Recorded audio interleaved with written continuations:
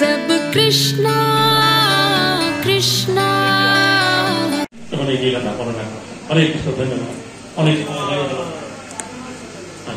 हरे कृष्ण सकल वैष्णवদের श्री चरण कमल আমার अनंत कोटि प्रणाम।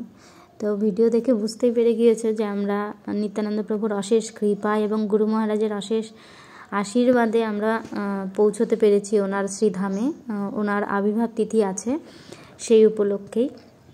তো আগামী দিন হবে আবির্ভাব তিথি, তো আগের দিনই আমাদের অশেষ কৃপায় চলে আসা হয়েছে।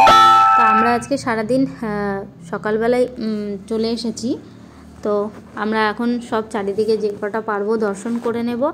সঙ্গে তোমরা তো এর আগে দর্শন করেছই, তবুও এর সঙ্গে আবার ধাম দর্শন তো কখনো পুরনো হয় না, সবটাই নতুনই লাগে।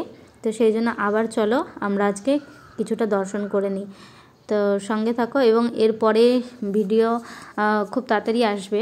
সেটা হচ্ছে নিত্যানন্দ প্রভুর ধামে আমরা যে মন্দিরের ভেতরে গিয়ে ওনার শ্রী বিগ্রহের দর্শন এবং ভিডিও করতে পেরেছিলাম, কারণ ওনার যেহেতু আবির্ভাব তিথি ছিল সেই জন্য সেই পারমিশনটা ছিল মোবাইলে ভিডিও করার, সেই জন্য ভেতরে অনেক কিছু দর্শন করা যাবে।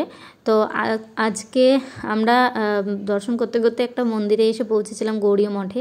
তো সেখানে প্রসাদ পাওয়ার পরে ওখানে একটা সেবা কাজ পেয়ে গিয়েছিলাম অশেষ কৃপায়।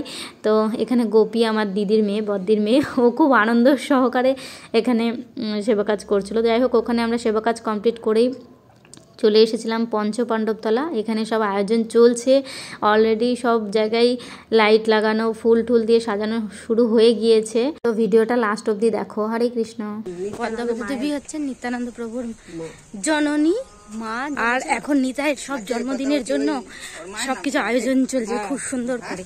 তো কালকে তো খুব মজা হবে। আজকে চলো সাইডে যে দর্শনগুলো আছে সেগুলো করে নিই। সঙ্গে আমরা যাচ্ছি এই যে সবাই মিলে, আর আমাদের এই যে গোপী।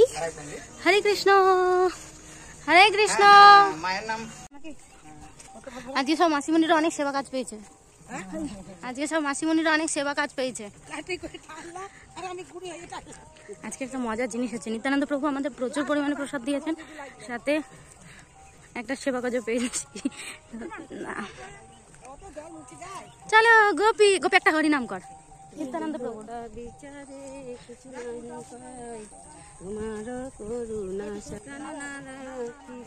এটা হচ্ছে পঞ্চপাণ্ডবতলা যাওয়ার আগেই গলিটা পড়বে, নিত্যানন্দ প্রভুর বাড়ি পার হয়ে আর পঞ্চপাণ্ডবতলা যাওয়ার আগে দিয়েই রাস্তাটা, বাঁ দিক দিয়ে নিত্যানন্দ প্রভুর রাস্তা দিয়ে এলে পরে বাঁ দিকে, আর পঞ্চপাণ্ডবতলা দিয়ে এলে পরে ডান দিকে পড়বে, ছোট্ট একটা গলির মতো।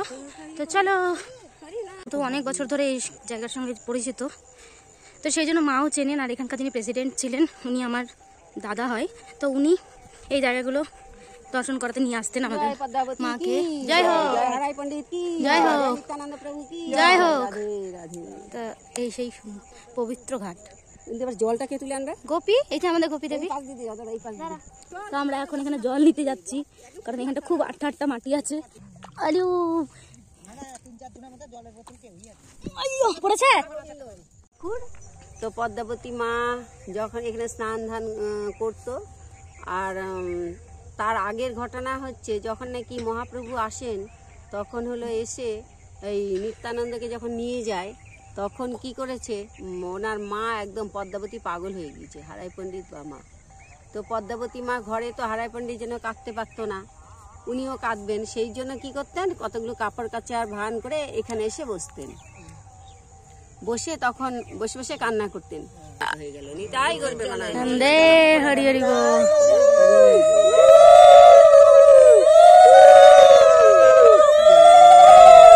দেবীর চোখের জল দিয়ে তৈরি।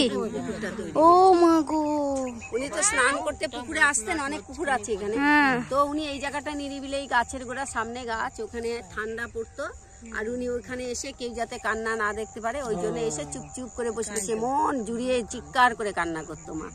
আর কান্না করতে করতে নিতাইয়ের জন্য এই চোখের জলে এই পুকুর হয়েছে, সেই জন্য এই পুকুরের এত মাহাত্ম্য। হচ্ছে সূর্যদেব, আর এদিকে হচ্ছে চন্দ্রদেব, আর এই সেই পদ্মাবতী দেবীর ঘাট, আর আমরা এখানে বসে আছি। বললামই সাইডে যেটুকু দর্শন সম্ভব হয়েছে সেটুকু করলাম, আর বললাম যে আজকে নিত্যানন্দ প্রভুর ধামের ভেতরে মোবাইল অ্যালাউ নেই, কিন্তু আগামী দিন আমরা ভিডিও করতে পারবো। কিন্তু আজকে আমি যতটা পারবো চারিদিকে কত সুন্দর করে সাজানো হয়েছে সেগুলো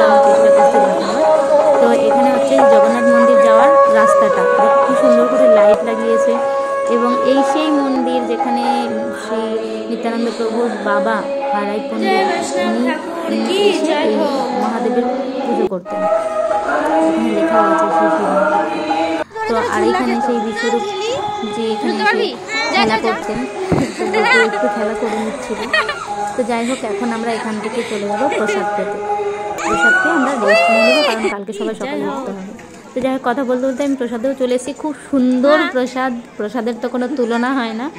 তো এখানে ডাল সবজি সব দিয়েছিল, আর এখানে প্রসেসটাও খুব সুন্দর। প্রথমে একটা থালার মধ্যেই সব দিয়ে দিচ্ছিলো, তারপরে আবার সবাই বারবার এসে এসে প্রসাদের জন্য বলছিল। তো এখন প্রসাদ পেয়ে আমরা বিশ্রামে চলে যাব। আবার দেখা হবে আগামী দিন নিত্যানন্দ প্রভুর ত্রয়োদশী কতটা আনন্দ করে উদযাপন করা হলো সেটাই। তো সঙ্গে থেকো। হরে কৃষ্ণ। কৃষ্ণ কৃষ্ণ কৃষ্ণ লগে সব কৃষ্ণ।